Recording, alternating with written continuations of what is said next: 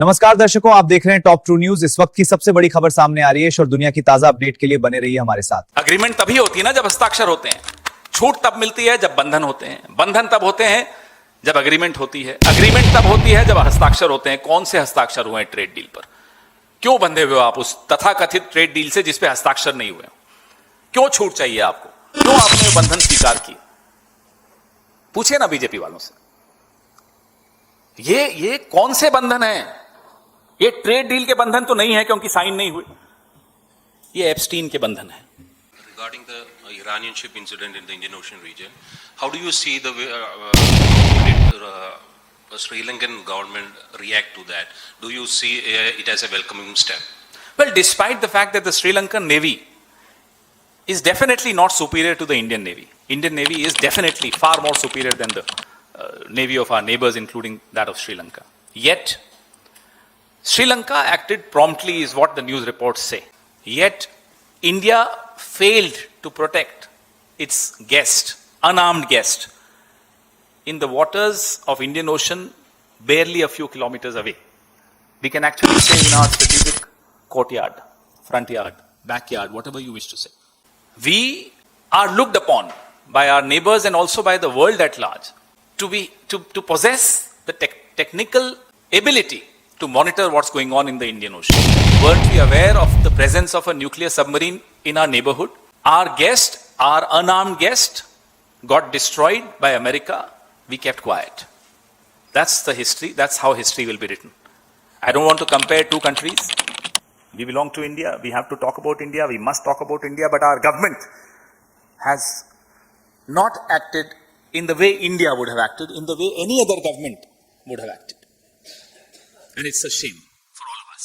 और सर इस तरफ सर कल विक्रम मिस्री जो भारत के विदेश सचिव हैं वो गए ईरानियन एम्बेसी और वहां पर उन्होंने कॉन्डोलेंसेस बुक में साइन किया ईरान के सुप्रीम लीडर अयतुल्ला अली खामनेई के लिए। फॉरेन मिनिस्ट्री और गवर्नमेंट ऑफ इंडिया की तरफ से किसी का भी अभी तक उस पर जवाब नहीं आया था। उन्होंने कंडोल नहीं किया था डेथ उनकी। और इससे पहले हम लोगों ने देखा है कि एस जयशंकर हर बार किसी भी राष्ट्र के जब हेड की डेथ होती है तो वो जाकर साइन करते हैं कंडोलेंस को। तो इस बार ये चेंज आखिर क्यों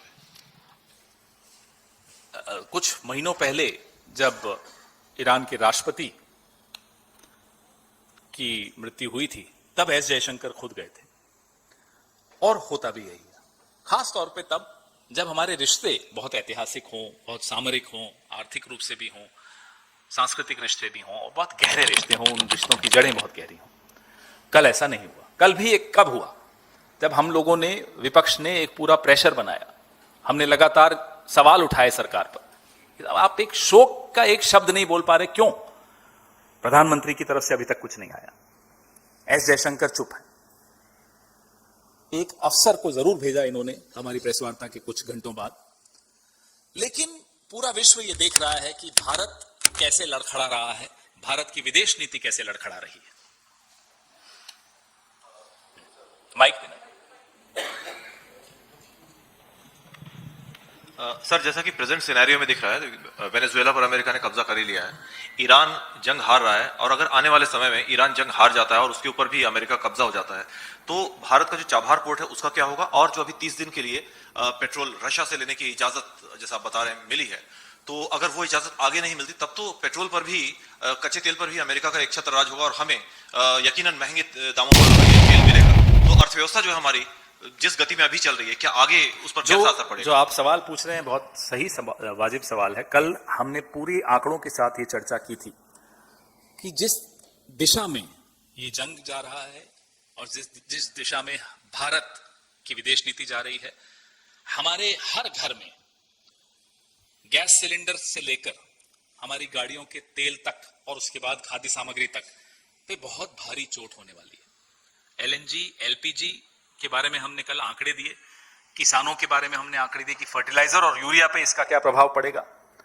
तो कुल मिलाकर पूरी अर्थव्यवस्था बहुत बुरी तरह से चरमराने वाली है। ना केवल देश की अर्थव्यवस्था, हर घर की, हर व्यक्ति की आर्थिक स्थिति पे एक बहुत बड़े काले संकट के बादल छा गए हैं और उसमें गलती हमारी बहुत बड़ी रही है। जिम्मेदारी सीधी सीधी सरकार की है। सर, जो ये पूरा सिनेरियो हुआ है, आप लोग लगातार विदेश नीति पे सवाल भी खड़े कर रहे हैं और सरकार से जवाब भी मांग रहे हैं। अगले हफ्ते से संसद का सत्र शुरू होने वाला है। इससे पहले भी आप लोगों ने सरकार को घेरा था, तो क्या कांग्रेस पार्टी इस मुद्दे को आगामी संसद के सत्र में उठाएगी? और हमारा ये कर्तव्य है, हमारा ये कर्तव्य है।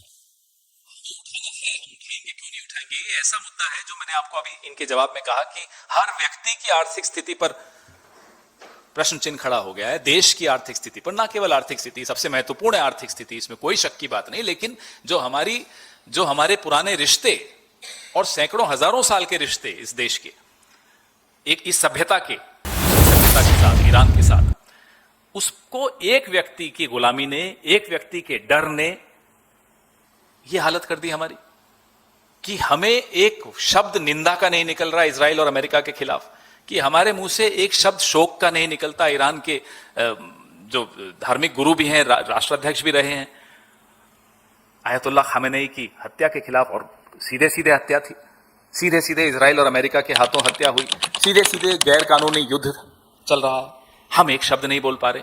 भारत ने अपनी स्टैंडिंग, अपनी छवि, अपना पद, अपना स्थान जो विश्व में है था, वो बहुत बुरी तरह से गिरा दिया।